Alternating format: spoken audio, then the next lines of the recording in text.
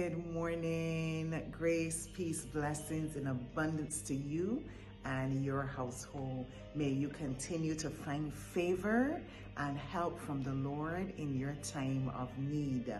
We are still talking about grace. I honestly thought that we were going to be heading into another topic this week, but whatever the Father wills, that is what we are doing.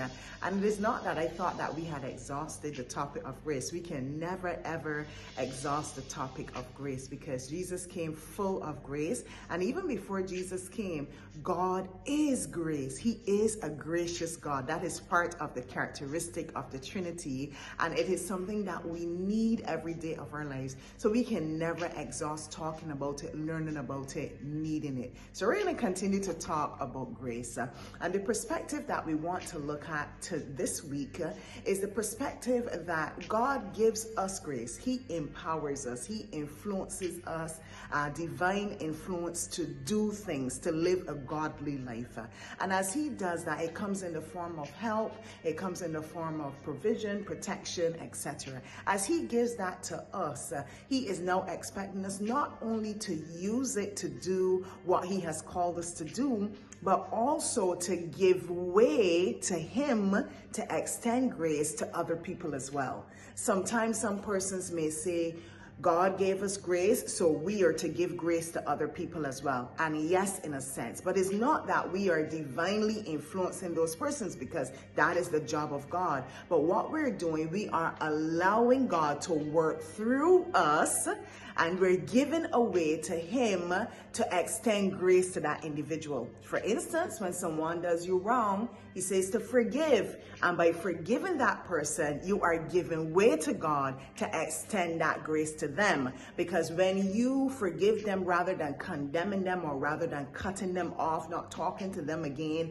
and you forgive them, they are now experiencing God's grace of forgiveness as well. They are now turned on to the reality of God's goodness towards them through what you have done. And God can now divinely influence them to salvation if they don't know Him, or simply to live a godly life before Him as a child of God. So we are to give way to God in order to extend grace to other persons.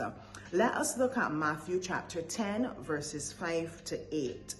These 12 Jesus sent out and commanded them, saying, do not go into the way of the Gentiles, and do not enter a city of the Samaritans, but go rather to the lost sheep of the house of Israel.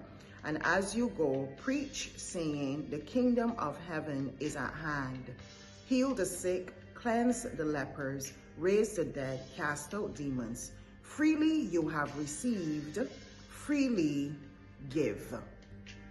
This is Jesus sending out the 12, and as He came full of grace, He demonstrated these acts: healing, helping persons, casting out demons. All of what He's telling them to do, He would have done, and He did by grace. And so now we are given grace as well, freely given to us, freely we receive it, and so we are to freely give it. But the sense in which we are giving grace is by allowing God to use us to do the work He called us to do, and also giving a way to God in order to extend grace to other persons. We are going to look at some examples in the Word of God this week to further explain and concrete this perspective of giving away to God in order to extend grace to other people. God bless you.